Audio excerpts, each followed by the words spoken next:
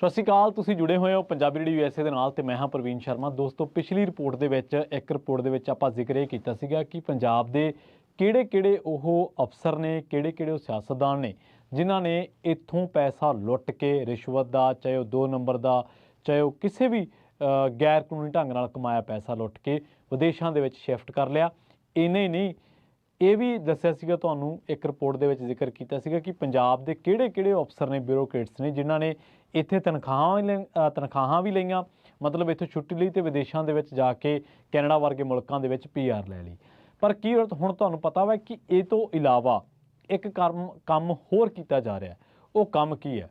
ਅਸਲ ਦੇ ਵਿੱਚ ਹੁਣ ਜਿਹੜੇ ਇੱਥੋਂ ਦੇ ਭ੍ਰਿਸ਼ਟ ਸਿਆਸਤਦਾਨ ਨੇ ਜਾਂ ਜਿਨ੍ਹਾਂ ਦੇ ਉੱਤੇ ਕਿਸੇ ਵੀ ਤਰ੍ਹਾਂ ਦਾ ਕੋਈ ਪਰਚਾ ਹੈ ਜਾਂ ਕੋਈ ਕੇਸ ਆ ਜਾਂ ਕਿਸੇ ਤਫਤੀਸ਼ ਦੇ ਵਿੱਚ ਉਹਨਾਂ ਦਾ ਨਾਮ ਆ ਗਿਆ, ਉਹ ਵੀ ਮੁਲਕਾਂ ਦੇ ਵਿੱਚ ਬੈਠੇ ਨੇ, ਹੋਰਨਾਂ ਬਾਹਰਲੇ ਮੁਲਕਾਂ ਦੇ ਵਿੱਚ ਜਾ ਕੇ, ਤੇ ਉਹਨਾਂ ਨੇ ਤਰ੍ਹਾਂ ਦੇ ਉੱਥੇ ਪੱਜ ਬਹਾਨੇ ਲਾਏ ਹੋਏ ਨੇ। ਅੱਜ ਦੀ ਇਸ ਰਿਪੋਰਟ ਦੇ ਵਿੱਚ ਤੁਹਾਨੂੰ ਪੰਜਾਬ ਦੇ ਕੁਝ ਇਹੋ ਜਿਹੇ ਬਿਊਰੋਕਰੇਟਸ, ਇਹੋ ਜਿਹੇ ਅਫਸਰ, ਇਹੋ ਜਿਹੇ ਸਿਆਸਤਦਾਨ ਦੱਸਾਂਗੇ ਜਿਨ੍ਹਾਂ ਦੀ ਪੰਜਾਬ ਦੇ ਵਿੱਚ ਕਿਸੇ ਨਾ ਕਿਸੇ ਕੇਸ ਦੇ ਵਿੱਚ ਲੋੜ ਹੈ। ਉਹਨਾਂ ਦੀ ਜਾਂਚ ਹੋਣੀ ਹੈ, ਬਕਾਇਦਾ ਉਹਨਾਂ ਤੋਂ ਪੁੱਛ ਪੜਤਾਲ ਹੋਣੀ ਹੈ, ਪਰ ਉਹ ਬਾਹਰਲੇ ਮੁਲਕਾਂ ਦੇ ਵਿੱਚ ਬੈਠੇ ਨੇ। ਤੇ ਜੇਕਰ ਸ਼ੁਰੂਆਤ ਕਰੀਏ ਤਾਂ ਇਸ ਮਾਮਲੇ ਦੇ ਵਿੱਚ ਬਾਹਰਲੇ ਮੁਲਕਾਂ ਦੇ ਵਿੱਚ ਜਿਹੜੇ ਲੀਡਰ ਗਏ ਨੇ, ਪਹਿਲਾਂ ਤਾਂ ਉਹਨਾਂ ਦੀਆਂ ਚਰਚਾਵਾਂ ਇਹੀ ਹੁੰਦੀਆਂ ਸੀਗੀਆਂ ਕਿ ਉਹਨਾਂ ਨੇ ਇੱਥੋਂ 2 ਨੰਬਰ ਦਾ ਪੈਸਾ, ਭ੍ਰਿਸ਼ਟਾਚਾਰੀ ਦਾ ਪੈਸਾ, ਮਾਈਨਿੰਗ ਦਾ, ਕਿਸੇ ਵੀ ਤਰੀਕੇ ਨਾਲ ਕਮਾਇਆ ਪੈਸਾ 2 ਨੰਬਰ ਦਾ, ਉਹ ਵਿਦੇਸ਼ਾਂ ਦੇ ਵਿੱਚ ਜਾ ਕੇ ਉਹਨਾਂ ਨੇ ਸੈੱਟ ਕਰ ਲਿਆ, ਪ੍ਰਾਪਰਟੀਆਂ ਬਣਾ ਲਈਆਂ ਤੇ ਹੁਣ ਉਹਨਾਂ ਦੇ ਬੱਚੇ ਉੱਥੇ ਜਿਹੜੇ ਐਸ਼ ਕਰਦੇ ਨੇ। ਹਾਲੇ ਵੀ ਪੰਜਾਬ ਦੇ ਵਿੱਚ ਤੁਸੀਂ ਸਿਆਸਤ ਦੇ ਵਿੱਚ ਦੇਖੋਗੇ, ਤੁਹਾਨੂੰ ਅਮਰੀਕਾ ਦੇ ਵਿੱਚ ਪੜ੍ਹੇ ਵੱਡੇ ਘਰਾਂ ਦੇ ਤੇ ਜਿਨ੍ਹਾਂ ਕੋਲੇ ਪਾਰਟੀਆਂ ਦੀਆਂ ਵੱਡੀਆਂ ਅਹੁਦੇਦਾਰੀਆਂ ਨੇ, ਉਹ ਤੁਹਾਨੂੰ ਮਿਲ ਜਾਣਗੇ। ਹਜੇ ਵੀ ਬਾਹਰਲੇ ਮੁਲਕਾਂ ਦੇ ਵਿੱਚ ਪੜ੍ਹੇ ਰਸੂਖਵਾਨ ਧਨਾੜ ਪਰਿਵਾਰਾਂ ਦੇ ਜਵਾਕ ਤੁਹਾਨੂੰ ਪੰਜਾਬ ਦੀ ਪੋਲੀਟਿਕਸ ਦੇ ਵਿੱਚ ਮਿਲ ਜਾਣਗੇ, ਜਿਹੜੇ ਇਕੱਲੇ ਨਲਾਇਕ ਨਹੀਂ ਗੇ, ਬਲਕਿ ਉਹਨਾਂ ਨੇ ਕਈ ਯੋਗ ਬੰਦਿਆਂ ਦੀ ਥਾਂ ਵੀ ਲਈ ਹੈ, ਯੋਗ ਬੰਦਿਆਂ ਦੀ ਉਹਨਾਂ ਨੇ ਹੱਕ ਮਾਰੀ ਵੀ ਕੀਤੀ ਹੈ। ਬਾਹਰਲੇ ਮੁਲਕਾਂ 'ਚ ਪੜ੍ਹਨਾ ਮਾੜੀ ਗੱਲ ਨਹੀਂ ਹੈ, ਸਿਆਸਤ ਕਰਨਾ ਮਾੜੀ ਗੱਲ ਨਹੀਂ ਹੈ। ਮਾੜਾ ਕੀ ਹੈ? ਕਿਸੇ ਹੋਰ ਦੀ ਜਾ ਕੇ ਜਗ੍ਹਾ ਰੋਕ ਲੈਣੀ, ਉਹ ਭਾਵੇਂ ਉੱਥੋਂ ਦਾ ਪੜ੍ਹਿਆ ਰੋਕ ਰਿਹਾ, ਉਹ ਵੀ ਮਾੜਾ ਹੈ। ਖੈਰ, ਅੱਜ ਦੀ ਇਸ ਰਿਪੋਰਟ ਦੇ ਵਿੱਚ ਤੁਹਾਨੂੰ ਦੱਸਾਂਗੇ ਕਿ ਕਿਹੜੇ-ਕਿਹੜੇ ਪੰਜਾਬ ਦੇ ਉਹ ਲੀਡਰ ਨੇ, ਕਿਹੜੇ-ਕਿਹੜੇ ਪੰਜਾਬ ਦੇ ਉਹ ਭ੍ਰਿਸ਼ਟ ਜਿਹੜੇ ਸਿਆਸਤਦਾਨ ਦੇ ਨਾਲ ਅਫਸਰ ਨੇ ਜਿਨ੍ਹਾਂ ਨੇ ਬਾਹਰਲੇ ਮੁਲਕਾਂ ਦੇ ਵਿੱਚ ਜਾ ਕੇ ਠਹਿਰ ਲਈ ਹੋਈ ਹੈ। ਸ਼ੁਰੂਆਤ ਜੇ ਕਰੀਏ ਤਾਂ ਹਰਦਿਆਲ ਸਿੰਘ ਕੰਬੋਜ, ਜਿਹੜੇ ਕਿ ਪਿਛਲੇ ਦਿਨੀ ਉਹਨਾਂ ਨੂੰ ਆਮਦਨ ਤੋਂ ਵੱਧ ਸਰੋਤਾਂ ਦੇ ਮਾਮਲੇ ਦੇ ਵਿੱਚ ਤਲਬ ਕੀਤਾ ਸੀਗਾ ਤੇ ਕਾਂਗਰਸੀ ਆਗੂ ਤੇ ਉਹਦੇ ਪੁੱਤਰ ਦੇ ਖਿਲਾਫ ਰਾਜਪੁਰਾ ਦੀ ਪੁਲਿਸ ਨੇ ਧਾਰਾ 306 ਦੇ ਤਹਿਤ ਕੇਸ ਵੀ ਦਰਜ ਕੀਤਾ ਸੀਗਾ। ਇੱਕ ਵੈਬ ਚੈਨਲ ਦੇ ਪੱਤਰਕਾਰ ਰਮੇਸ਼ ਸ਼ਰਮਾ ਨੇ ਖੁਦਕੁਸ਼ੀ ਕੀਤੀ ਸੀ। ਉਸ ਖੁਦਕੁਸ਼ੀ ਨੋਟ ਦੇ ਵਿੱਚ ਉਹਨੇ ਹਰਦਿਆਲ ਸਿੰਘ ਕੰਬੋਜ ਤੇ ਨਿਰਭੈ ਸਿੰਘ ਮਿਲਟੀ ਦਾ ਨਾਂ ਲਿਆ ਸੀਗਾ ਤੇ ਪਰੇਸ਼ਾਨ ਕਰਨ ਦੇ ਦੋਸ਼ ਲਾਏ ਸੀਗੇ। ਹੁਣ ਹਾਲਾਂਕਿ ਅਧਿਕਾਰੀ ਤਾਂ ਇਸ ਗੱਲ ਦੀ ਪੁਸ਼ਟੀ ਨਹੀਂ ਕਰਦੇ, ਪਰ ਪੁਲਿਸ ਵੱਲੋਂ ਇਸ ਕੇਸ ਦੇ ਵਿੱਚ ਸਾਬਕਾ ਵਿਧਾਇਕ ਨੂੰ ਗ੍ਰਿਫਤਾਰ ਨਹੀਂ ਕੀਤਾ ਗਿਆ। ਪਤਾ ਲੱਗਿਆ ਕਿ ਜਿਹੜਾ ਇਹ ਸਾਬਕਾ ਵਿਧਾਇਕ ਆ ਹਰਦਿਆਲ ਸਿੰਘ ਕੰਬੋਜ, ਮੈਂ ਬਾਈ ਨੇਮ ਕਹਿ ਰਿਹਾ ਵਾਂ, ਇਹ ਨਹੀਂ ਕਹਿ ਰਿਹਾ ਕਿ ਫਲਾਂ ਥਾਂ ਤੋਂ ਵਿਧਾਇਕ ਹੈ, ਇਹ ਆਪਣੇ ਪੁੱਤਰ ਸਣੇ ਮਿਲਟੀ ਸਣੇ ਵਿਦੇਸ਼ ਜਾ ਚੁੱਕਿਆ। ਦੂਜਾ ਜਿਹੜਾ ਮਦਨ ਲਾਲ ਜਲਾਲਪੁਰ ਕੌਣ ਹੈ? ਇਹ ਵੀ ਘਨੌਰ ਤੋਂ ਸਾਬਕਾ ਵਿਧਾਇਕ ਹੈ ਤੇ ਇਹਦੇ ਤੇ ਵੀ ਦੋਸ਼ ਇਹ ਲੱਗਦਾ ਕਿ ਆਪਣੇ ਪੁੱਤਰ ਸਮੇਤ ਇਹ ਵੀ ਵਿਦੇਸ਼ ਬੈਠਾ ਵਾ। ਹਾਲਾਂਕਿ ਵਿਜੀਲੈਂਸ ਵੱਲੋਂ ਵੇਰਵੇ ਇਕੱਠੇ ਕੀਤੇ ਜਾ ਰਹੇ ਨੇ ਤੇ ਕੋਈ ਕੇਸ ਨਹੀਂ ਦਰਜ ਕੀਤਾ ਗਿਆ। ਮਦਨ ਲਾਲ ਜਲਾਲਪੁਰ ਆਖ ਚੁੱਕੇ ਨੇ ਕਿ ਜਦੋਂ ਵਿਜੀਲੈਂਸ ਬੁਲਾਏਗੀ ਤਾਂ ਉਹ ਵਾਪਸ ਆ ਜਾਣਗੇ। ਕੁਲਬੀਰ ਜੀਰਾ, ਇਹਨਾਂ ਦੇ ਵਿਰੁੱਧ ਹਾਲੇ ਕੋਈ ਕੇਸ ਨਹੀਂ ਗਾ, ਇਹ ਵੀ ਵਿਦੇਸ਼ ਬੈਠੇ ਹੈ। ਵਿਜੀਲੈਂਸ ਨੇ ਸਿੰਜਾਈ ਘੁਟਾਲੇ ਦੀ ਜਾਂਚ ਵਿੱਢੀ ਹੋਈ ਹੈ ਤੇ ਇਸ ਸਬੰਧ ਦੇ ਵਿੱਚ ਸਾਬਕਾ ਅਕਾਲੀ ਮੰਤਰੀ ਜਨਮੇਜਾ ਸਿੰਘ ਸੇਖੋਂ ਨੂੰ ਤਲਬ ਕੀਤਾ ਗਿਆ ਸੀ, ਪਰ ਉਹ ਵੀ ਵਿਦੇਸ਼ ਬੈਠੇ ਹੈ। ਇਸੇ ਮਾਮਲੇ ਦੇ ਵਿੱਚ ਸਾਬਕਾ ਅਧਿਕਾਰੀ ਸਰਵੇਸ਼ ਕੌਸ਼ਲ ਤੇ KBS ਸਿੱਧੂ ਨੂੰ ਵੀ ਤਲਬ ਕੀਤਾ ਗਿਆ ਸੀ, ਪਰ ਇਹ ਦੋਵੇਂ ਵੀ ਅਧਿਕਾਰੀ ਵਿਦੇਸ਼ ਦੇ ਵਿੱਚ ਜਾ ਕੇ ਬੈਠੇ ਆ। ਵਿਜੀਲੈਂਸ ਨੇ ਜਦੋਂ ਸਾਬਕਾ ਖੁਰਾਕ ਮੰਤਰੀ ਭਾਰਤ ਭੂਸ਼ਣ ਆਸ਼ੂ ਤੇ ਕੇਸ ਦਰਜ ਕੀਤਾ ਸੀ ਤਾਂ ਉਸ ਟੈਂਡਰ ਘੁਟਾਲੇ ਦੇ ਵਿੱਚ ਖੁਰਾਕ ਤੇ ਸਪਲਾਈ ਵਿਭਾਗ ਦੇ ਜਿਹੜੇ ਡਾਇਰੈਕਟਰ ਆ ਰਕੇਸ਼ ਸਿੰਗਲਾ, ਉਹਦੇ ਤੇ ਵੀ ਕੇਸ ਦਰਜ ਕੀਤਾ ਸੀ, ਪਰ ਰਕੇਸ਼ ਸਿੰਗਲਾ ਵੀ ਵਿਦੇਸ਼ ਦੇ ਵਿੱਚ ਉਡਾਰੀ ਮਾਰ ਚੁੱਕੇ ਆ।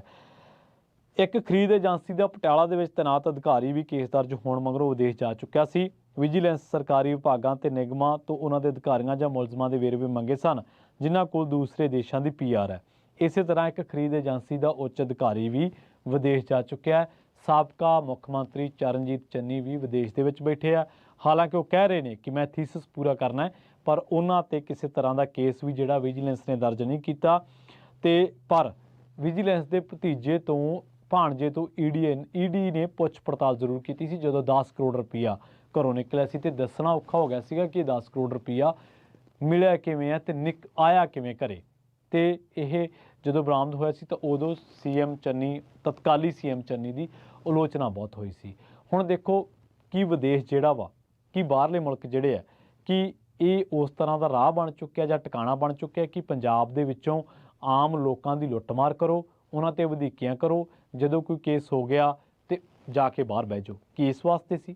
ਕਿ ਇਸ ਵਾਸਤੇ ਪੰਜਾਬ ਦੀ ਅਫਸਰਸ਼ਾਹੀ ਉੱਥੇ ਅਫਸਰੀ ਕਰਦੀ ਸੀਗੀ ਕਿ ਤਨਖਾਹਾਂ ਇੱਥੋਂ ਲੈ ਲਓ, ਭੱਤੇ ਇੱਥੋਂ ਲੈ ਲਓ, ਡਰਾਈਵਰ ਇੱਥੋਂ ਲੈ ਲਓ, ਰਸੋਈਆ ਇੱਥੋਂ ਲੈ ਲਓ, ਸਰਕਾਰੀ ਜਿਪਸੀ, ਸਰਕਾਰੀ ਗੱਡੀ, ਰਿਹਾਇਸ਼ ਇੱਥੋਂ ਲੈ ਲਓ, ਤੇ ਜਦੋਂ ਐਸ਼ ਕਰਨੀ ਹੈ ਉਦੋਂ ਜਾ ਕੇ ਬਾਹਰਲੇ ਮੁਲਕ ਬਹਿ ਜਾਓ।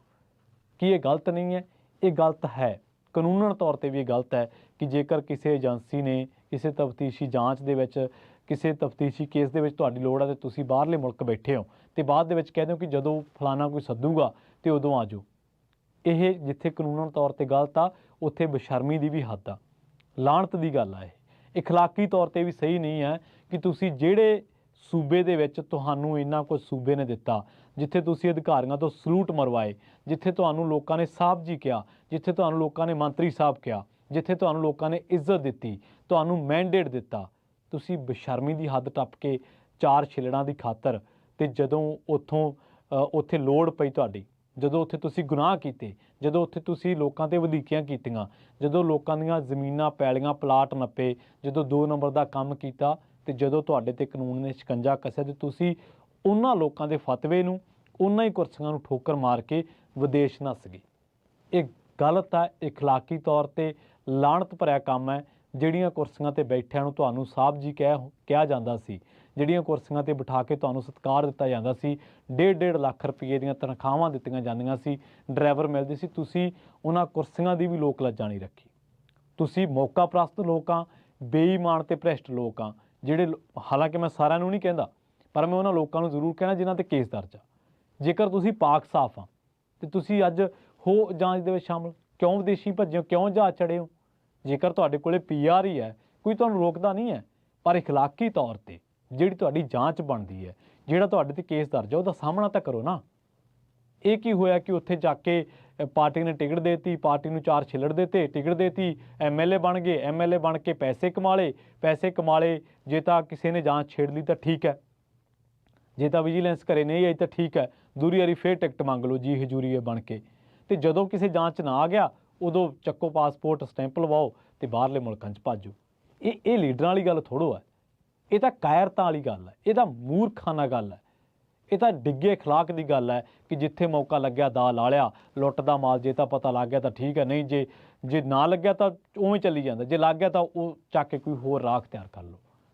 ਪੰਜਾਬ ਦੇ ਜਿੰਨੇ ਵੀ ਭ੍ਰਿਸ਼ਟ ਸਿਆਸਤਦਾਨ ਨੇ, ਜਿਨ੍ਹਾਂ ਦੇ ਜਾਂਚ ਦੇ ਵਿੱਚ ਨਾ ਆਏ ਨੇ, ਮੈਂ ਸਾਰਿਆਂ ਨੂੰ ਨਹੀਂ ਕਹਿ ਰਿਹਾ, ਜਿੰਨੇ ਵੀ ਭ੍ਰਿਸ਼ਟ ਸਿਆਸਤਦਾਨ ਨੇ, ਚਾਹੇ ਉਹ ਸਿਆਸਤਦਾਨ ਆ, ਚਾਹੇ ਅਫਸਰ ਹੈ, ਚਾਹੇ ਉਹ ਅਕਾਲੀ ਹੈ, ਚਾਹੇ ਕਾਂਗਰਸੀ, ਚਾਹੇ ਆਮ ਆਦਮੀ ਪਾਰਟੀ ਦਾ, ਕਿਸੇ ਦਾ ਵੀ ਹੈ, ਉਹ 'ਤੇ ਕਾਨੂੰਨੀ ਕਾਰਵਾਈ ਹੋਣੀ ਚਾਹੀਦੀ ਹੈ।